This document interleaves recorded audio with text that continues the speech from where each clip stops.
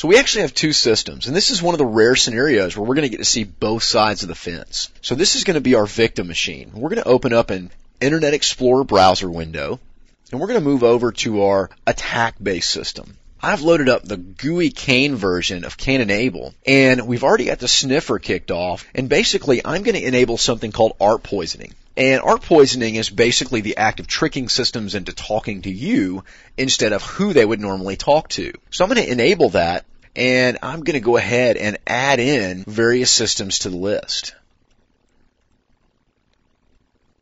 And I'm going to grab all traffic between 1 and .32, because that's the default gateway. And I'm going to grab all information between 2 and 32, because that's the DNS server. So it's going to go ahead and kick off the poisoning process, which is going to trick both of those systems into talking to me instead of each other. So at this point, not a lot of traffic's going on between the two systems.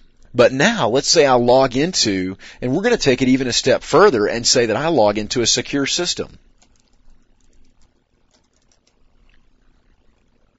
So I'm going to attempt to connect to the system. I'm going to go through my regular process, and in just a moment, you're going to notice we will have connected to that system.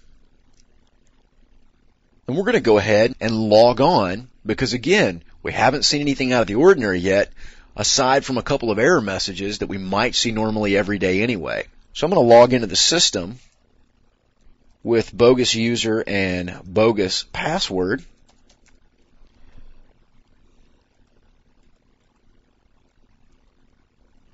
And at this point, we would be going through the authentication process. If we come back over here, what you're going to notice is I'm running full and half routing between those systems and all communication that's taking place here. So if I notice over here, I can actually see various pieces of information. In this scenario, we can actually see all of the specific connection information associated with that process. So there's quite a bit of detail here. Again, we're gathering information by placing ourselves in the very middle of the communication process.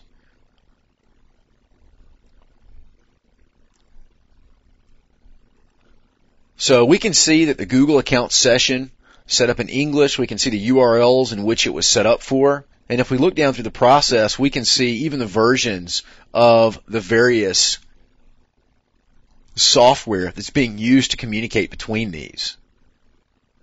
We can even see the URL where the authentication took place between those systems. Now, if we wanted to log on with a real account, for example,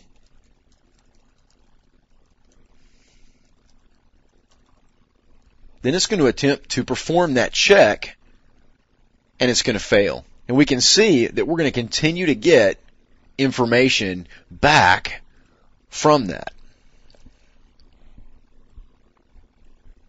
So if we look at these text files,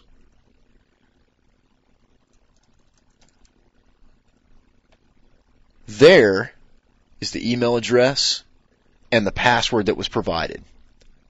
So we essentially performed a man-in-the-middle attack. We were able to compromise a username and a password. Now here's the interesting part. This was using HTTPS, or Secure HTTP Protocol. Almost every system in the world relies on HTTPS for security.